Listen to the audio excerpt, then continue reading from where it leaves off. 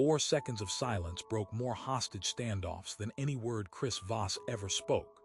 As the FBI's lead international kidnapping negotiator, Voss discovered that right after repeating a captor's last 3 words back to them, a technique his unit called mirroring.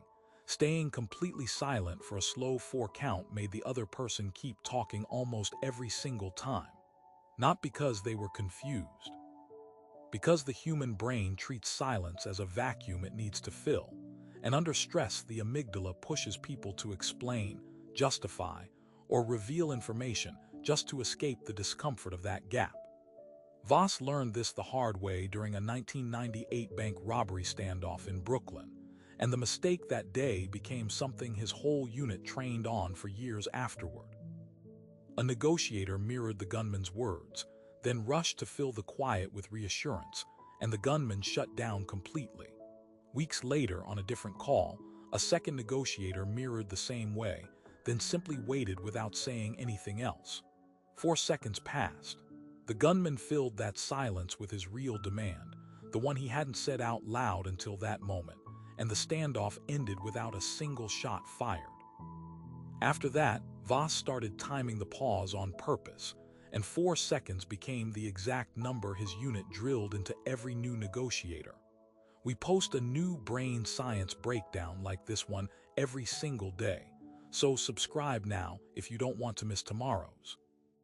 The reason 4 seconds works traces back to vocal tone research on what Voss called the late-night FM DJ voice. A slow, low tone that combined with real silence lowers a listener's cortisol within seconds and shifts them out of fight or flight. That shift moves control from the amygdala into the prefrontal cortex, the part of the brain that negotiates rationally instead of defensively. Rush that silence by even 1 second, and the amygdala stays fully in charge of the response. Here's the part most people get wrong when they try this outside a hostage call. Business Insider tracked Voss's Georgetown MBA students practicing the technique in real salary negotiations, and the students who rushed past 3 seconds of silence got worse offers almost every time because their nervousness leaked into their voice and reset the other side's guard instantly. Hit like on this one if you've ever caught yourself talking too fast in a tense conversation, because that urge to fill silence is precisely the instinct negotiators spend months training themselves out of.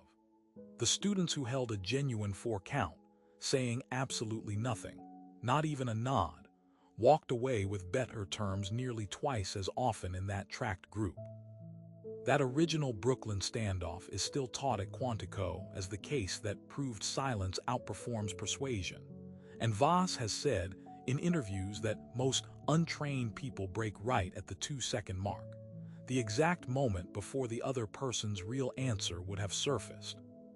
Comment below and tell us the longest you've ever managed to stay silent in a tense conversation, because almost nobody makes it past 2 seconds without flinching first.